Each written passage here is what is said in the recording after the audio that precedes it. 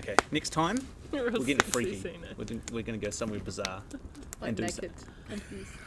Hey, you said it, not me. Naked and confused. Hey, hi, how's it going? Welcome along to State of It with me, your host, Morgan Williams. And I say host loosely. I just sort of go, hey, and then these guys talk. And it is an absolute pleasure to hear you talk, by the way. Thank you, Nick, Angela, and Jonny, and Aliesha. Finish, Morgan. Now, in this episode, we are going to be talking about something quite important, I think.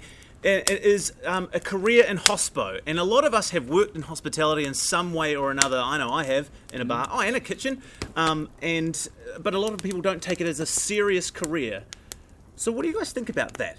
How do we change that sort of perception of this as an actual career? Jonny, you're a restaurateur. What do you got? I don't know. A high tolerance for pain is what I have, and that's probably why I'm still doing it. Yeah. But people think of it as more of a stopgap. You know, like you work in a bar between jobs. It's often it is a job. Well, it is a job, and it should be a career and a passion and something that you're really excited about. And sort of anywhere else in the world, it's something that you could put your children through a college education, and you can buy houses, and you can do all that sort of stuff as well. So. See, I see this completely differently because I have a 17-year-old and a 14-year-old daughter. My 17-year-old has been working in hospitality since she was 14, and my 14-year-old started last week. Wow. So I see it as integral to their upbringing that they they have the ability to be in that space where they have to communicate, where they have to serve, where they have to understand people's needs and wants, where they get to be part of a team. Like, I cannot imagine my children not being in hospitality, and I cannot imagine doing what I do without having a hospitality background. It is actually important to being a good human. I think there's a huge amount you learn in being in a hospitality environment that you don't learn in any other career or job or. And like I say, it's like there's 10,000 moving parts every moment, and there's 100 things going wrong, and there's 100 things going right, and there's moments of brilliance, and there's moments of absolute tragedy, and there's all sorts of things going on, and it's a real in-depth look at society as well, I think, and people that really are good at it are absolutely amazing human beings. Like you think of TP, favorite. Right? As one of the most amazing human beings that we all know, is because he's just such a beautiful, generous, hospitable person, and all he wants to do is care about people. And people that really, really get hospitality are really amazing at it, and people that don't are not generally very nice people to start with. So do we have to care about the fact that it's a lifelong career? Can we hold on to the fact that there is an endless supply of 14 and 17-year-olds that are going to come through? Do you know what I mean? And but that's what it's almost like it's like boot camp. It's like boot camp for life. Yeah. What you need to do is you get into a kitchen, you wash dishes for 6 months, and you learn how to. So all of a sudden you're really good and organised and structured, and you know where all the things go. And you do 6 months in front of house, and you can take a little bit of grief from someone. You can carry a plate, and you can carry a glass, and you can pour a drink. And then you do 6 months in the kitchen, and you can, look after yourself, and you're not going to die when you move out of home. And you get paid for it. And you get paid for it. Yeah. I mean, not much. The government should say, you never get paid much. But the question was about a serious career. Sorry to be it's not about child rearing. It's not about life skills for the young. Like, I definitely worked several jobs before I even started high school.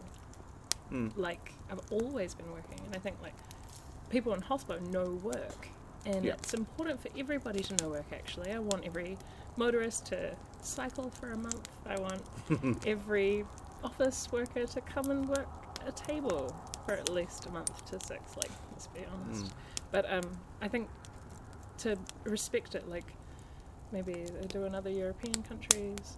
I don't know them fully in and out, but I feel like it is just regarded as a passageway, and I think your question was more about what about as a career? Yeah, I think people probably view it more as when I say stopgap, I mean how much do you have to train to be able to run wait tables and take meals out to people. I'm saying they're personal skills, but I'm just saying like you have someone considering an architect or an accountant or a teacher or a nurse. And then, and they've had to train for many years to be able to do their profession, but then you can walk into a job and you can start essentially making coffees and things like that straight away. Is that why people don't? Physical skills to be a waiter, you could teach to someone in half a day. How to carry 3 plates, how to open a bottle of wine, how to, the actual movements, the actual... the problem is that you then add people to that equation. The actual mechanics of working a table are very, very simple. The complex parts are when you add a ballerina who's high on cocaine, a big 50-pound, 500-pound dude who's wasted, an old lady who's just had a heart attack, a couple, like all these things that go on. I want to be in your restaurant. This is a dream. I'm just thinking about all the crazy things that have happened in 30-odd years of being in hospitality. And you think of all the crazy things that happen in a restaurant, in and around a restaurant, and basically they are their own little, communities. There's a whole, and some more than others, there's a whole cycle of life that goes on in and around them. And to be able to comprehend that, you have to be a pretty life sort of connected person. You have to be someone who understands people or generally cares about other people, and that's something you can't teach someone. And that's something that I think most people that work in hospitality don't like it because they have to care about other people, and they don't want to do that because they don't even care about to us. They don't even care about themselves. Which is the biggest. That's another whole sort of conversation we've got to even think about is how do you look after how do you look after 100 people that you've never ever met in your life when you can't say hello to the 3 people that you see every day. You don't even have the decency to lift your head and say hello to people that you work with. Talk about life skills. I mean the life skills of hospitality are incredible, but it is a school, and it's like, and it's a school of hard knocks and reality and zen building though. Those that are good are like water off a duck's back, totally. And it's not even like the exceptional circumstances; it's the everyday subtleties, and you're really like just trying to gauge, and it's about listening. And I feel like a lot of people like are good at consuming and they're good at asking, but maybe not so great at listening. And it's so much of what hospitality is about, because it's about saying, what do you need, and really getting to the crux of the matter really quick. And even that's only the first meeting, and then there's the subsequent, like, hey Alessandra, take a seat, I know it's probably been a long day for you, you want your regular? Cool, like, I got you, want a shoulder rub, I've got you, and just like relax. But not even that forthcoming, just like, oh great, is that lemon? Great. And it's just that smoothness which people that frequent hospitality environments as a regular like activity, because maybe they don't want to go home, they enjoy that third place. They really love to just feel held. And people that build a career around service can really do that for someone else. They can be their family away from home. And like you say, that third place, that sort of, it's not home, it's not work, it's, that place that you go to all the time, that that you can walk in there, they're going to look after you, they're going to, like you say, it's like a big warm hug when you walk in there. It's like everyone knows. Bloody well is. It's really cool. I love it. Exactly. It's like Cheers, right? You know what I mean? I think everyone wants to feel like Norm from Cheers when they walk into any hospitality place, And as grumpy as miserable as Norm might have been, as soon as Norm, he was like, oh. And he strutted down to his bar and he sat on a stool and he had his beer and, what's the world like? Oh, it's a dog-eat-dog world, and I'm wearing bloody luncheon underpants. It's whatever the thing he said. So for those who don't know Cheers, old school program, it's just about these old dudes in a bar, right? Ted Danson, right? Ted Danson. And for those who don't know Ted Danson, he's like off the Fargo, and he's like the dad is super... Is that the latest thing? No, Good Life. Yeah. Good Life, yeah. Bloody hell. Kristen Bell. Fargo. She's so I'm beautiful. old school. I'd take her to a date restaurant. But everybody knows your name, and that's the point. That's right, yeah.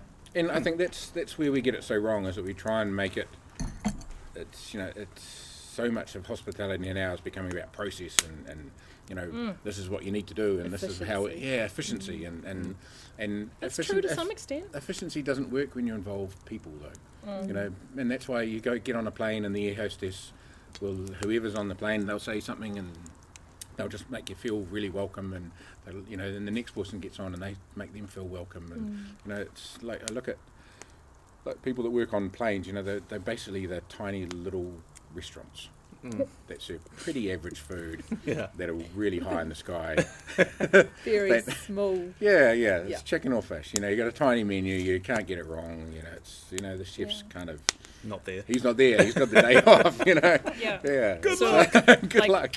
While but they care about people. And they generally want to make your experience better. And a lot of people get on a plane, they've got kids and they've got all the other things, and they're really nervous and they're stressed and they've rushed. And restaurants are the same. People rush to get to a restaurant and they rush to make bookings, and they've had bad days and they know they've got to eat. They rush to otherwise they're going to die. Yeah, they rush to relax. Yeah, so true. The barrier to entry is really low on getting into restaurants and to restaurant work, and that's what I think makes it really tough. From my personal experience, from a family of immigrants who came, and pretty much every Greek immigrant I know came and ran cafes and milk bars in Australia. That was their background. That's what they did. They cooked food for Aussies that they had no idea what it was, but that was what the Aussies wanted, so they cooked and looked after them, and they looked after their children. They did all these things here. That's what they did. The best service people that I've ever worked with were all the Italians in America, and they would earn six figures a year, but they had notebooks, and you'd think, you watch them work, and these guys were amazing. They're all over 60, this place in La Grada in Atlanta. The ones I was referencing earlier. And you're just like, how do they do that? And you're watching them do a table. They go back behind the bar, and they'd have a notebook, and it'd be like, they know what they little Johnny is in college now doing this. So when they next came in, it was like, the J&B and was on the table, and everything was already sorted because they'd been taking notes and they did this, and that was part of that expectation. Attentiveness. It was an attentiveness, but that's also because they got paid six figures. With tips. With tips, but and they also think they get looked tips after. are part of that. I think actually paying people properly is part of the prerequisite, because while the barrier to entry is low, it's because more people can come in and do that as their first step on the rung into getting into whatever society they are. It could be Australia, New Zealand, particularly UK, wherever, USA and Western societies, they're coming in and doing those things. It's much harder in Italian, French society to do that. I was in the north of Italy, I remember in Turin, they had a restaurant there that would, did the best Chinese, Indian, Thai food in the whole of the city. And that was, all combined into one.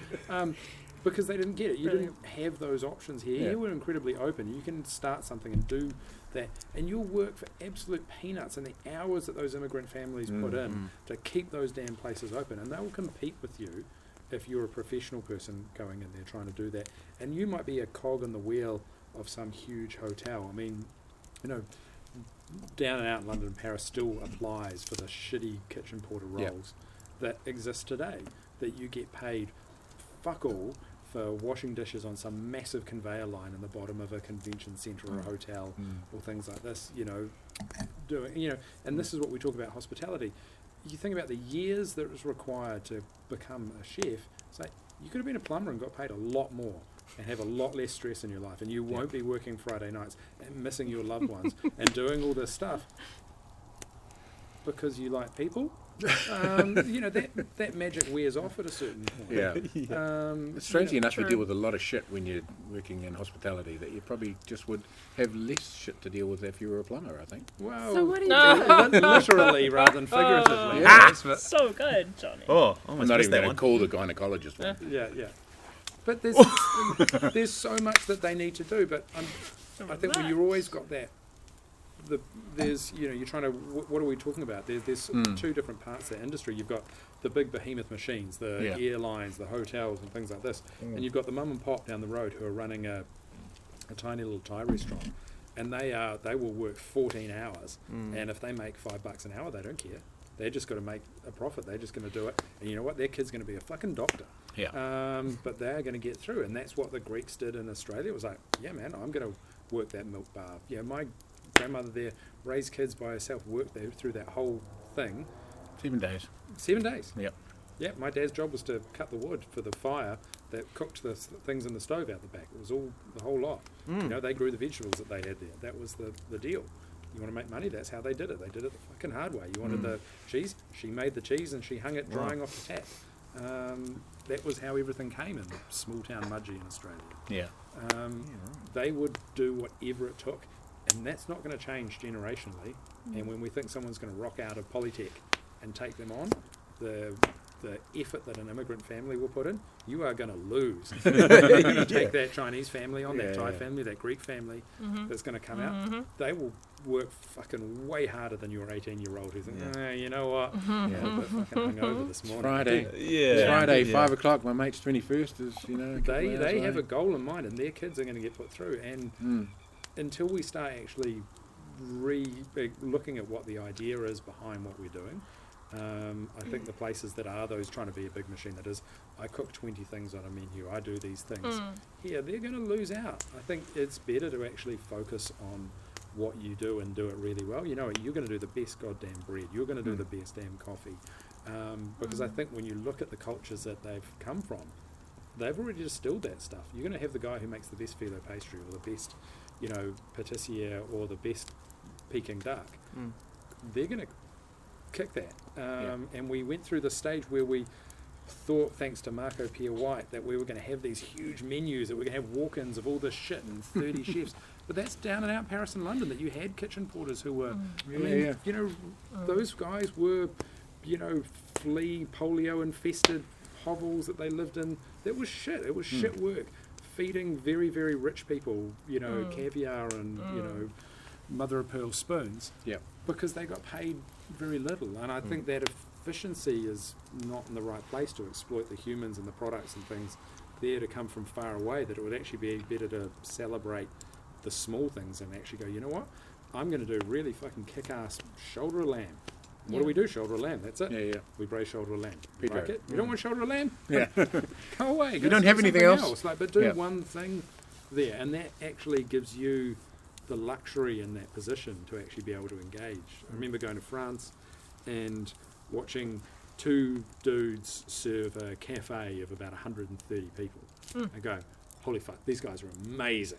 Like their quality of service and all this stuff. What were they serving? Two dishes? Three dishes? And I was watching them and I was like, actually they're not that fucking brilliant. They were just like, chicken or fish? Chicken or fish? I'm on a big plane. I'm on a big plane. But there you go. It, man. So it's you give better service by taking that stuff away, because you go to a French cafe and it's like, well, I was thinking about the Merlot. Can you tell me about the Merlot? Was that 2017? Well, you know, I was thinking about the hazy IPA, or maybe I have the... No, it's fucking beer on tap, man, and the coffee is black, and the wine is red or white, and that is it, you know? I think that's so probably the biggest problem, is that we feel like we have to give people so much choice.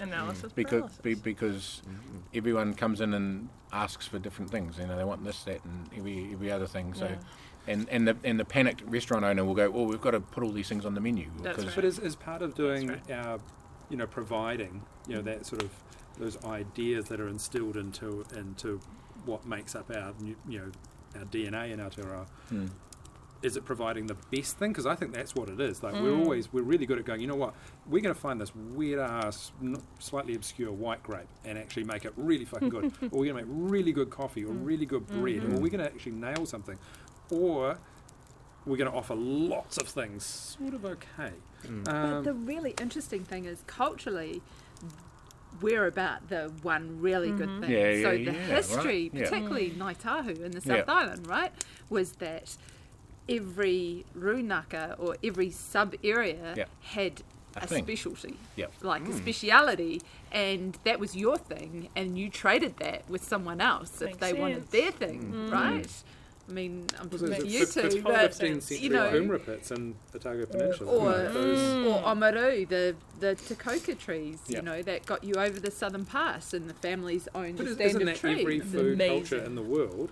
So why are you trying to reinvent it into this super elite? Because it's a colony. We're a colony, and in order to be awesome, we have to look like the motherland. Yeah, we're trying to find ourselves. We're trying to place ourselves. No, it's are we not at the greatest moment in history where we could just cut the umbilical cord to the rest of the world and go, fuck it, we're off. we're going to drift out for a bit. I'm pretty sure we're currently We're okay. holding the fucking Let's just We're cut the literally anchor, doing that, cut right? the We are. apron strings, I feel cut like the that's been umbilical done. cord, cut everything that ties us, and let's just sort of We roll on have out so much for a bit. sense of I self-worth. think you were at that first meeting. I think when someone was holding the scissors.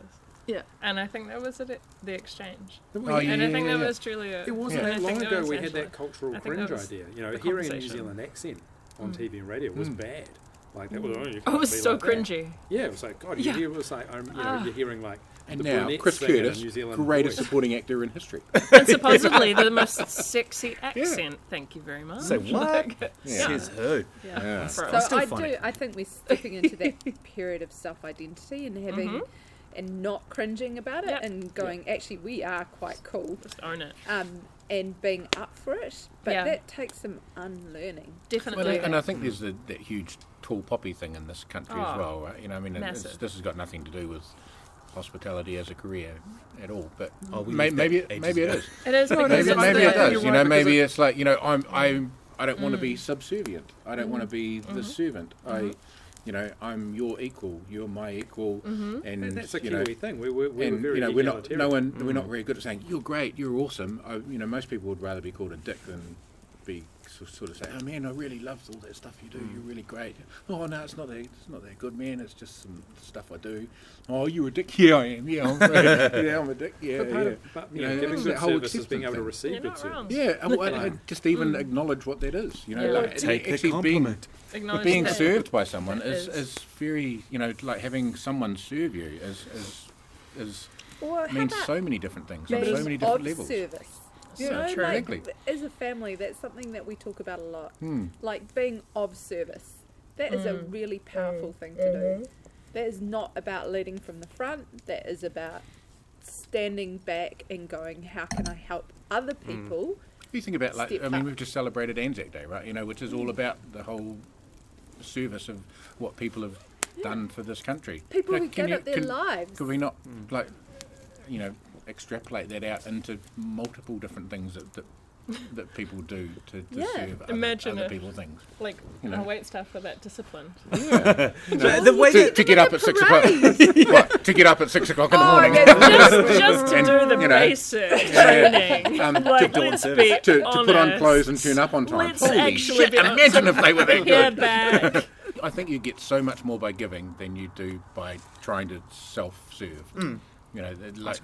Because generally most people don't really understand themselves, but they know that person over there looks really hungry or thirsty or tired or cold or sad, and I can do something to make that person feel better. Yeah. And that in turn will make me feel better, and that's what Manake is all about. I mean, it's about doing Increases something the for someone mana. else to increase your mana, because you are in a position where you feel strong, and I'm going to give some of my strengths to you to make you feel better. Yeah. I feel really And- strongly about that. There's an idea that people, should be doing this whole self-improvement thing. I think that's this sort of puritanical American idea that I rally against strongly. That it's sort of like, you need to leave your That's a partner. You need to do self-improvement. things, Yeah. and you always need to be better at doing these other yeah. things. And actually, it's not necessarily about you, but it's actually about your community and things that you do there together. Yeah. Actually boosting you up. You actually need to be part of that rather Yes. than separate from, and actually Us. including yourself in the social fabric there, rather than saying no, I need to be this special fucking snowflake. Yeah.